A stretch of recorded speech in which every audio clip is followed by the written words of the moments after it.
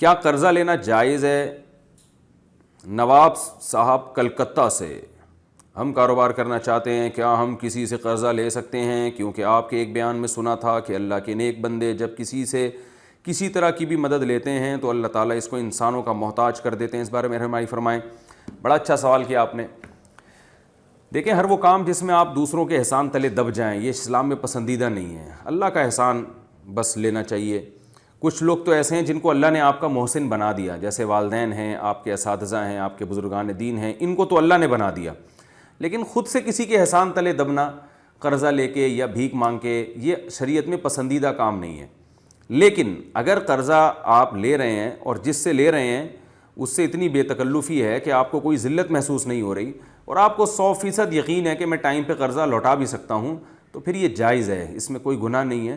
اور یہ تو صحابہ اور تابعین سے ثابت ہے، خود نبی صلی اللہ علیہ وسلم بھی قرضہ لے لیا کرتے تھے اور پھر لوٹاتے تھے تو بڑھا کے لوٹاتے تھے، تو اس میں کوئی حرج نہیں ہے اگر استغنا کے ساتھ ہو اور لالچ کے بغیر ہو۔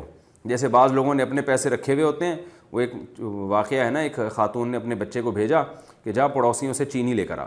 وہ بچہ گیا، پڑوسیوں سے کہا کہ امی کہہ رہی ہیں چینی دے دو، اس نے صلواتیں سنائی، بولے چل دفعہ یہاں سے، ہماری چینی کیا تمہارے لیے؟ تو دوسرے کے گھر بچہ گیا کہ آنٹی امی کہہ رہی ہیں کہ چینی دے دیں، چائے بنانی ہے، اس نے بھی صلواتیں سنائی، چل دفعہ یہاں سے، ہم کیا چینی لوگوں میں بانٹتے پھریں؟ پھر وہ تیسرے گھر گیا بچہ، تو سب گھروں سے مایوس ہو کے ماں کے پاس آیا، کوئی بھی نہیں دے رہا، تو ماں نے کہا کم بخت کیسے کنجوس لوگ ہیں، کوئی بھی تعاون کرنے کے لیے تیار نہیں ہے، چل جا اپنا ڈبہ کھول، وہاں سے چینی نکال اور چائے بنا۔ تو بعض لوگ اپنے پیسے انویسٹ نہیں کر رہے ہوتے، سانپ بن کے بیٹھے ہوئے ہوتے ہیں، اس میں رسک لینے کے لیے تیار نہیں ہیں، دوسروں کا پیسہ لے لے کے کاروبار میں لگا رہے ہوتے ہیں کہ ڈوبیں تو ان کے ڈوبیں، اور قرضہ دینے میں پھر جان جو ہے نا وہ جو ہے نا ایک مصیبت میں ڈال دیتے ہیں۔ تو یہ لالچی قسم کے جو لوگ ہیں ان کے ساتھ اللہ کی مدد نہیں ہوتی۔ لیکن اگر آپ کو بڑی انویسٹمنٹ چاہیے اور آپ کو پتہ ہے کہ انشاءاللہ آپ وقت پہ لازمی واپس لوٹا دیں گے اور جس سے مانگ رہے ہیں وہ بھی آپ کا بے تکلف دوست ہے، تو پھر مانگنے میں کوئی حرج نہیں ہے۔ ہاں، بعض لوگوں کو اللہ نے ایسا توکل دیا ہے کہ وہ پھر بھی نہیں مانگتے، وہ اعلیٰ درجہ ہے، وہ کہتے ہیں یار جتنا جیب میں ہے بس اسی پر اکتفا کرو، کیا ضرورت ہے لوگوں سے مانگنے کی، اور اگر لوگوں سے مانگ بھی رہے ہیں تو ان کو پروفٹ میں شریک کر دیں، اور اگر پروفٹ میں شریک نہیں کرتے تو پھر نبی کی جو سنت ہے کہ قرضہ جب لیتے تھے تو واپس بڑھا کے لوٹایا کرتے تھے، یہ نبی کی سنت پر عمل کریں۔